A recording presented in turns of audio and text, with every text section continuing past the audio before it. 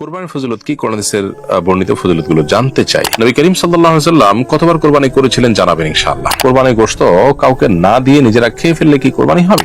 শরীকদের কারো পুরো বা অধিকাংশ উপার্জন হারাম হলে কি সবার কোরবানি বাতিল হয়ে যাবে? উত্তর হলো যে প্রতি বছর কোরবানি দেই, সেই নেশাব পরিমাণ সম্পদ আছে, কিন্তু সার্বিক বিবেচনায় আমি এখন ঋণগ্রস্ত। এবার যদি কোরবানি না দেই তাহলে গুনাহ হবে কিনা? এরপরে প্রশ্ন, আমার কাছে 6 ভরি স্বর্ণ আছে, বর্তমানে নগদ কোনো টাকা পয়সা নেই, আমার উপর কি কোরবানি ওয়াজিব? বাবা মারা গিয়েছেন, আমার উপর কোরবানি ওয়াজিব না, আমি চাচ্ছি বাবার কবরে সওয়াব পৌঁছানোর উদ্দেশ্যে একটি কোরবানি দিতে, কোরবানিটি সহিহ হবে কি? এরপরে প্রশ্ন, আমাদের একটি গরু আছে, হঠাৎ অসুস্থ হয়ে সকল পশম পড়ে গেছে, এটা দিয়ে কোরবানি করলে কোরবানি হবে কিনা? কোরবানির নিয়তে পশু কেনার পর সেটা দিয়ে আকিকা করা যাবে কিনা? আব্বু এবার একটি ছাগল কোরবানি দেওয়ার নিয়ত করেছেন, আমার কাছেও প্রায় 2 লক্ষ টাকা আছে, আব্বু তো কোরবানি দিচ্ছে, আমাকেও কি আলাদাভাবে কোরবানি দিতে হবে?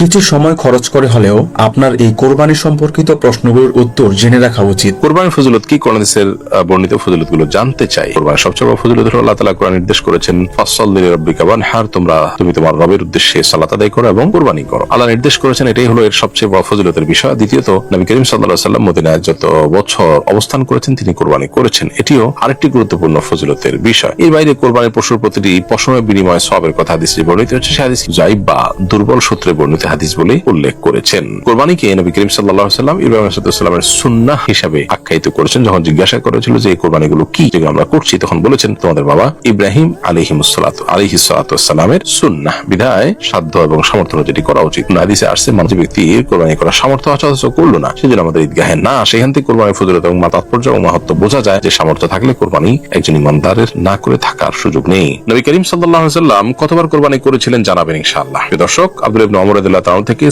সুনানে তিরমিজিতে বর্ণিত একটা হাদিস রয়েছে, নবী করিম সাল্লাল্লাহু আলাইহি ওয়াসাল্লাম মদিনাতে 10 বছর অবস্থান করেছেন এবং তিনি কোরবানি করেছেন। এই হাদিসের সনদ নিয়ে মুহাদ্দিসদের অনেকের আপত্তি থাকার কারণে এটাকে দুর্বল আখ্যায়িত করেছেন তারা, কিন্তু নবী করিম সাল্লাল্লাহু আলাইহি ওয়াসাল্লামের আমল থেকে এই 10 বছরের প্রায় প্রতি বছরই বিদায় হজের বছর তিনি কোরবানি করেছেন, সেটা হজের কোরবানি। এর বাইরে বাকি দিনগুলোতে তিনি কোরবানি করেছেন। এই বিষয়টি বিভিন্ন ভাবে প্রমাণিত হয়। কোরবানির গোশত কাউকে না দিয়ে নিজেরা খেয়ে ফেললে কি কোরবানি হবে? কোরবানির গোশত সম্পূর্ণটুকু যদি নিজেরা খেয়ে ফেলে তাতেও কোরবানি আদায় হয়ে যাবে, তবে এমনটি করা উচিত নয়, বরং কোরবানির গোশতের এক অংশ নিজেরা, আরেক অংশ প্রতিবেশী পরিজনদের এবং এক অংশ গরিব অভাবী মানুষদেরকে সাদাকা করাটা উত্তম। যদি এরকমটি না করে কেউ পুরোটা নিজে রেখে দেয়, অথবা 3 ভাগ না করে 4 ভাগ করে, 2 ভাগ করে, বা একটু কম বেশ করে, তাতেও তার কোরবানি হয়ে যাবে, কারণ এটি ফরজ কিংবা ওয়াজিব নয়। শরীকদের কারো পুরো বা অধিকাংশ উপার্জন হারাম হলে কি সবার কোরবানি বাতিল হয়ে যাবে? উত্তর হলো যে শরীকদের কারো কোরবানির টাকার অংশ যদি হারাম হয়, তাহলে সেক্ষেত্রে বাকি যারা হালাল টাকায় কোরবানি করেছেন তাদের কোরবানি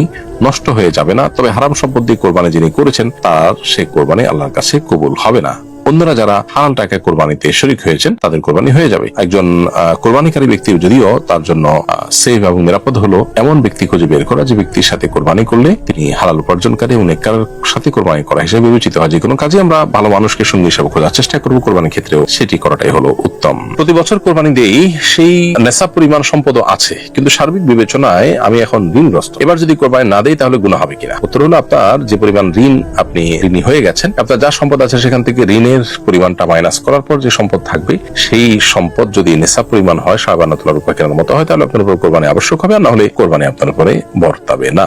এরপরে প্রশ্ন, আমার কাছে 6 ভরি স্বর্ণ আছে, বর্তমানে নগদ কোনো টাকা পয়সা নেই, আমার উপর কি কোরবানি ওয়াজিব? উত্তর হলো যে 6 ভরি স্বর্ণ শুধু আছে আর কোনো টাকা পয়সা নেই, এরকম যদি হয় তাহলে সেক্ষেত্রে আপনার উপরে কোরবানি ওয়াজিব হবে না। তবে স্বর্ণের সাথে যদি আর কোনো সম্পদ থাকে তাহলে সেক্ষেত্রে এটা যুক্ত করলে নিশ্চয়ই 52 তোলা রূপার সমমূল্য হয়ে যায়, সেই হিসাবে কোরবানি আবশ্যক হবে। বাবা মারা গিয়েছেন, আমার উপর কোরবানি ওয়াজিব না, আমি চাচ্ছি বাবার কবরে সওয়াব পৌঁছানোর উদ্দেশ্যে একটি কোরবানি দিতে, কোরবানিটি সহিহ হবে কিনা? আপনার উপর কোরবানি যদি আবশ্যক না হয় তাহলে সেক্ষেত্রে আপনার মৃত বাবার পক্ষ থেকে আপনি কোরবানি করতে পারবেন। নিজ ব্যক্তির তরফ থেকে কোরবানি করা যায়, বিধায় আপনার যদি নিজস্ব সম্পদ থেকে নফল হিসাবেও আপনার নিজের উপর কোরবানি পড়তা না, কিন্তু আপনার বাবার তরফ থেকে আপনি কোরবানি যদি দিতে চান সেটি দিতে পারেন, শরীয়ত দৃষ্টিকোণে কোনো অসুবিধা নেই। এরপরে প্রশ্ন হলো, আমাদের একটি গরু আছে, হঠাৎ অসুস্থ হয়ে সকল পশম পড়ে গেছে, এটা দিয়ে কোরবানি করলে কোরবানি হবে কিনা? তো হলো, কোরবানি যদি পশুর বড় কোনো ত্রুটি দেখা দেয় তাহলে সেক্ষেত্রে কোরবানি সেই পশু দিয়ে করাটা যথেষ্ট হয় না। সেটা এমনিতে জবে করে খাওয়া যাবে হালাল, বাট কোরবানি বিশুদ্ধ হওয়ার জন্য বড় কোনো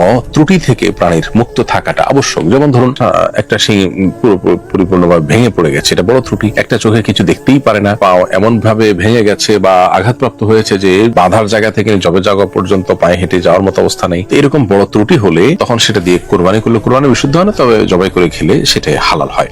ঠিক এরই অংশ হিসাবে কোনো পশুর যদি সমস্ত পশম পড়ে যায় তো সন্দেহাতীতভাবে এটা বড় ত্রুটি হিসাবে বিবেচিত হবে। এটা বাজারে যেমন দাম পাওয়া যাবে না, এটা কোনো মানুষের আগ্রহের জায়গা কেন্দ্রবিন্দু থাকবে না। অতএব সমস্ত পশম যদি পড়ে যায় তাহলে সেক্ষেত্রে এরূপ পশু দ্বারা কোরবানি করা যায় হবে না। তবে যেটা একটু আগে বলছিলাম, অর্থাৎ হালাল পশু হিসেবে জবাই করে আপনি খেতে পারবেন। কোরবানির নিয়তে পশু কেনার